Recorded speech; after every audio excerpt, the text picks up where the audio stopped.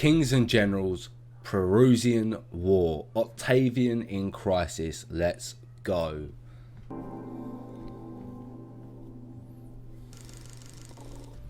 In October 42 BC, despite Caesarian victories at Phasaelus, Thapsus, Munda, and now Philippi, the Pompeian party still lingered on.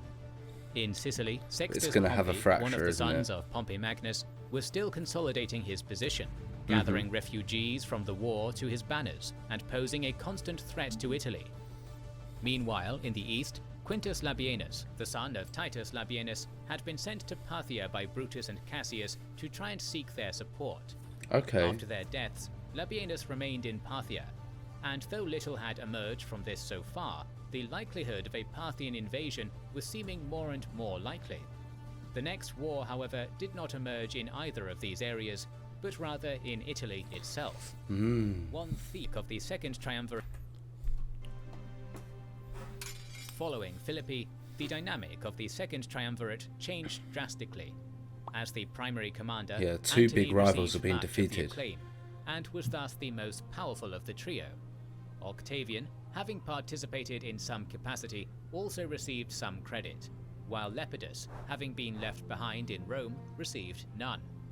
Moreover, the campaign had also left thousands of veterans with loyalties to either Antony or Octavian, but none which to is what they wanted. In their division of the Republic, Octavian and Antony leveraged this against Lepidus, and even accused him of having passed information to Sextus. Whether there was any truth in this accusation is hard to say. No, but you just need to put it out there for people to believe it. Antony and Octavian to blackmail Lepidus. They just needed it out there. Antony was assigned the East, a now unified Gallic province, and the province of Africa Vetus. Octavian was given control of the Hispanic provinces, Sardinia, Africa Nova, and nominally Sicily. Antony's got so much. Instead, it was agreed that Lepidus would be given the African provinces only once it had been proven that he was innocent, a decision that was left to Octavian to decide. Octavian to decide? That's very interesting. That's a lot of power for him to use. Antony and Octavian now also had to divide control of the legions left over from the Philippi campaign, the 19 they had brought with them, as well as those who had served under the liberators. Who survived. Many of these were retired, but 6 legions and 10,000 horsemen were assigned to Antony, and 5 legions and 4,000 horsemen to Octavian. However, the retired legions, as well as many others whose military service was coming to an end, resulted in a huge number of soldiers in need of land to retire to. Prior to the Philippi campaign, so how are they going to resolve this issue? Had promised these soldiers retirement to colonies in some of Italy's best lands, and it was now time for them to fulfill this obligation. Antony went to administer the eastern provinces, while Octavian returned to Italy with the task of resettling the veterans. It is likely, though not definite, that Antony had deliberately assigned this task to Octavian, knowing how politically unpopular it would be. If Octavian stuck to their earlier promises, he would certainly infuriate the populace, who would be displaced from their homes. If he tried to find new lands for the veterans rather than those promised, he would risk angering them. And if he tried to how's Octavian going to get over this one? Alienate the senators. Faced with the problem of who to side with, Octavian chose the veterans. His entire political career so far had been built on the army, and he could not risk alienating them and driving more to Antony's side. As such, despite the unpopularity of the decision, Octavian began the process of resettling veterans in the areas previously promised to them.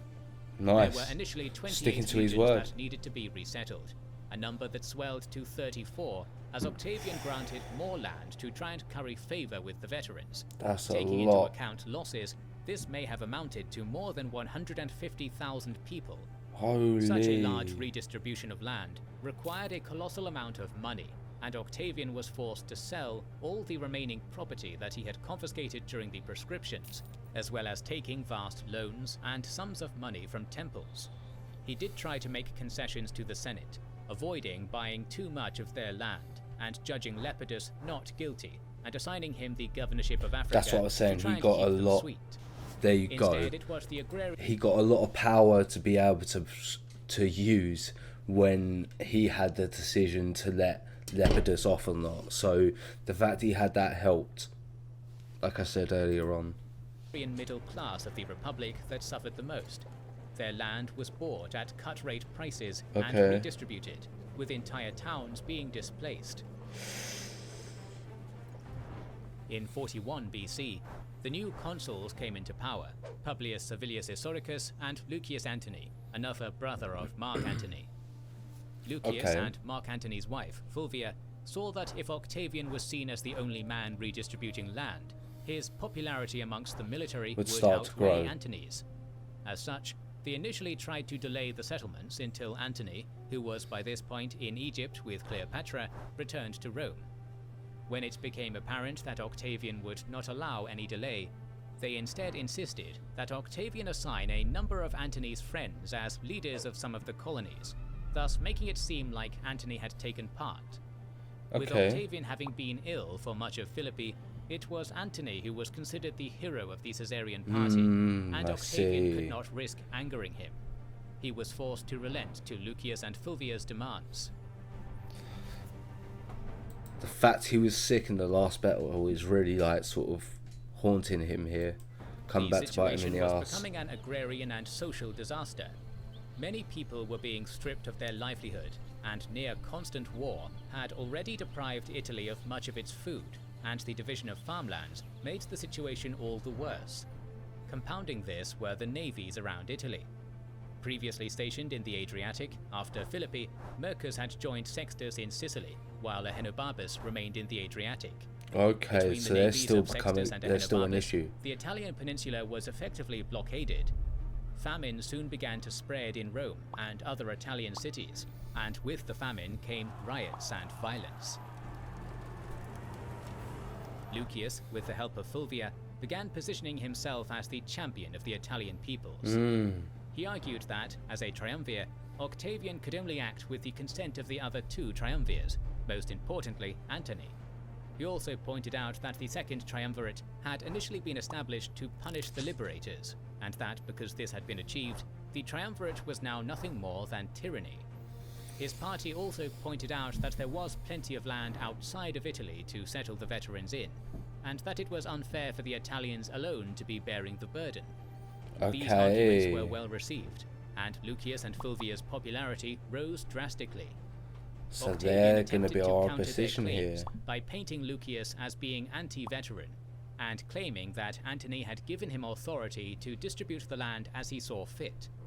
Nevertheless, Italy was starting to become divided between those who supported Octavian, mainly the ex-soldiers, and those that supported Lucius and Fulvia, primarily the aristocracy and Italian farmers. The situation worsened when Lucius claimed that Octavian had sent men to attack Antony's children and himself, prompting Lucius to form a bodyguard from some of Antony's veterans. Oh, Whether shit. this truly did happen, or if Lucius fabricated the account, is impossible to say. What can be said with certainty, however, is that the situation was quickly spiraling out of hand, and officers in the army took it upon themselves to try and arbitrate the issue, but with little success. The stakes rose once again when Fulvia went to Lepidus, claiming she feared for her life and those of Antony's children, and both sent letters to Antony telling him the same. Once again, the legions intervened, suggesting that the matter be taken to an official trial. Both Lucius and Octavian agreed. En route, however, both... So what's this saying here? The fact that the army could twice intercede in the dispute between Octavian and Lucius, bear with me, and even push the two to come to a trial is an important insight into how powerful the military have become in the Republic. Men sent it's a good side note to keep ahead in of them to scout mind. For any opposition. The two groups met each other on the road, and violence broke out, men on both sides being killed. Octavian pressed on nonetheless, but Lucius refused to go any further, even under the promise that he would be guarded. The negotiations had failed completely. War was inevitable. So what, is Antony going to come in and defuse the situation? Titus Sextius, a Caesarian and longtime supporter of Mark Antony, retaking the province of Africa, while Ahenobarbus in the Adriatic sailed south and attacked Brundisium. burning a significant part of Octavian's fleet in port. Oh, the war had shit. started poorly for Octavian, who immediately summoned a meeting of the Senate. He insisted that there was no bad blood between himself and Mark Antony, and implored them to reason with Lucius. Okay. However, one of Fulvia's men in the Senate, Manius, produced a letter, apparently from Mark Antony, that said that Lucius should make war if Mark's Dignitas was attacked. It was a suspiciously vague letter, and the Senate proposed that the matter be put to trial to establish if Antony's dignity had indeed been attacked. Interesting. Manius filibustered though, and the issue was dropped. Octavian left the city, once again leaving Lepidus in command of its defense. War would have to be the solution. Lucius had 6 legions under his command, and a further 11 that were commanded by Antony's lieutenants, Asinius and Ventidius, around Cisalpine Gaul. Okay. Octavian, on the other hand, had 4 under his command and 6 under Salvidienus, located just south of Cisalpine Gaul. Despite his advantageous start, Lucius soon ran into trouble when 2 of his legions in Alba Longa mutinied. Both Lucius and Octavian began a race to Alba, but it was Lucius who got there first, and he was able to bribe the legions to keep them on his side. Shame that could have. Octavian needed those men. Army, forcing them to make camp around the city of Sentium, which Octavian promptly besieged. Lucius in turn marched on Rome, which was taken without bloodshed thanks to his supporters in the city opening the gates to him, forcing Lepidus to flee to Octavian. While in Rome, Lucius received official approval Lepidus has from no the Senate legions to make either. war as consul, seemingly legitimizing his cause. Octavian could not, however, leave Rome in his hands, and so, leaving Salvidienus in charge of the siege of Sentium, he took a force back to march on Rome. The city, having suffered was not prepared for a siege, and Lucius withdrew his armies, conceding Rome to Octavian without a fight.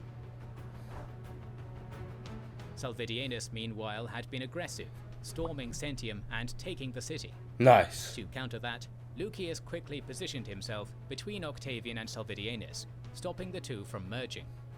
Asinius and Ventidius, meanwhile, were approaching Salvidienus from the north, threatening to encircle him. Seeing the danger, another of Octavian's generals, Agrippa, seized the initiative and took the important stronghold of Sutrium. Nice. Lucius to abandon his position to face this new threat. As soon as he did, Salvidienus and Agrippa both marched against him, threatening to pin Lucius between the two. Lucius was forced to retreat north, harassed by Octavian's generals. This is the first time in the Civil War that Agrippa can be said with certainty to have had a full command, and he was already proving himself to be talented. Nice, and taking the initiative. Potentially disastrous situation. Someone taking the initiative and able to act on their own is invaluable within warfare. Into an advantage. Nice. Lucius was compelled to make camp around the city of Perusia sometime in late 41 BC, or else be picked apart by Octavian's forces. He was quickly besieged by the armies of Octavian, Agrippa, and Salvidienus. With Lucius besieged, Fulvia sent messages to Asinius and Ventidius to march to his aid, but both men seem to have been reluctant to commit. Some sources attribute this to rank insubordination or laziness. However, it is important to remember that these men were loyal to Mark Antony, not his brother or wife. I see. They took orders from Antony, and Antony had thus far sent no commands. Furthermore, Lucius's cause was not particularly popular with much of the soldiery, and they might have thought it prudent to avoid the possibility of their men defecting to Octavian. Whatever the true reason, the two held back, and when Octavian sent detachments of his army to confront them, they both withdrew, Asinius to Ravenna and Ventidius to Ariminum. Another force, commanded by Plancus, was also en route, but hearing that Asinius and Ventidius had not committed, he too held his forces back in Spoletium. Octavian just showing his diplomatic strength here. Lucius pulled his men, likely 4 legions, roughly 25,000 men, inside the walls of Perusia. The city was well defended, with strong walls and situated on a high hill.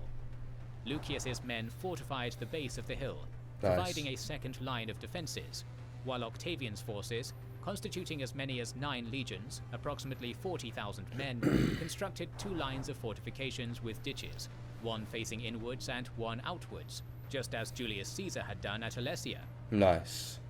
The rampant famine had left little food in Italy, and Lucius's men were already running low. They launched a daring night attack during a festival, hoping to cut a way out, but Octavian's men were waiting, and they were beaten back after brutal fighting. The siege, it seemed, would be decided by Antony's generals. After approximately 2 months, Ventidius and Asinius at last broke camp, marching to Lucius's position. Okay, so they're joining in on the fight now. Though, taking his force to cut the two off, and forcing them to encamp in the city of Fulginium, where they united with the force of Plancus. They were less than 20 miles from Lucius, and lit large signal fires to alert him of their location, massively raising the morale of Lucius's besieged men. Nice. Asinius and Ventidius were not nice for Octavian, Octavian, but yeah. And overrun Agrippa. Nice tactic. However, Plancus pointed out that if they tried this, Octavian's men could quickly march to their position and pin them between two armies. A decision had to be made. In Perusia, Lucius's men watched the fires anxiously, waiting for reinforcements. When none came, they assumed that they were simply delayed. They continued to wait until one night there were no more fires. Ventidius, Asinius, and Plancus had made their decision. Lucius would fight alone. They just left him. Lucius ordered another night attack, attacking almost the entire length of Octavian's defenses. The battle continued throughout the night, but ultimately Octavian's men were able to hold the line and force Lucius to retreat. The food shortage in the city was becoming dire. Lucius ordered that no slave be given any food, and most were forced outside between the walls of Lucius and Octavian, where they tried to eat grass to survive. Many of them died here. Lucius's men, in desperation, begged to try a final sally.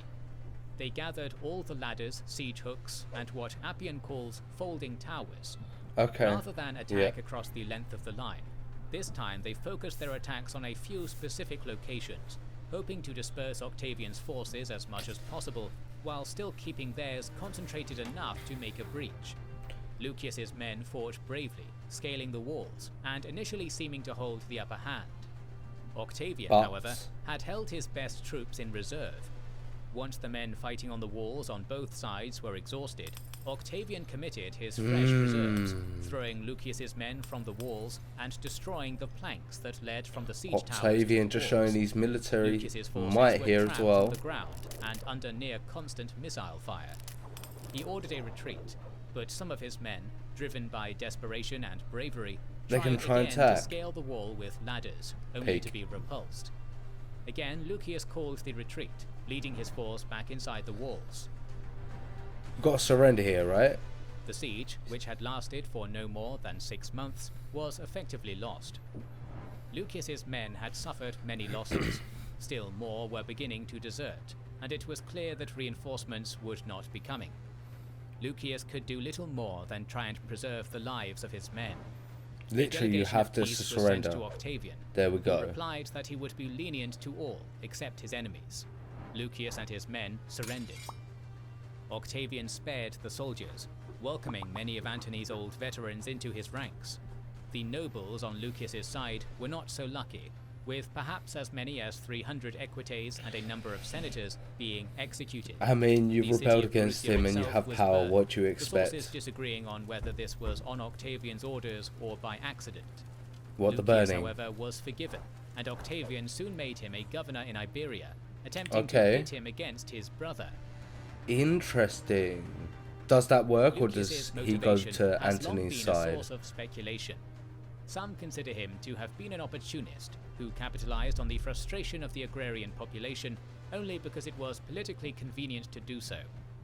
Others have a more sympathetic view, suggesting that Lucius truly did believe that Octavian was abusing his position as triumvir, and that he fought for the rights of the Italian people. Appian certainly is of this opinion, as can be seen from a speech reportedly given by Lucius and recorded by Appian.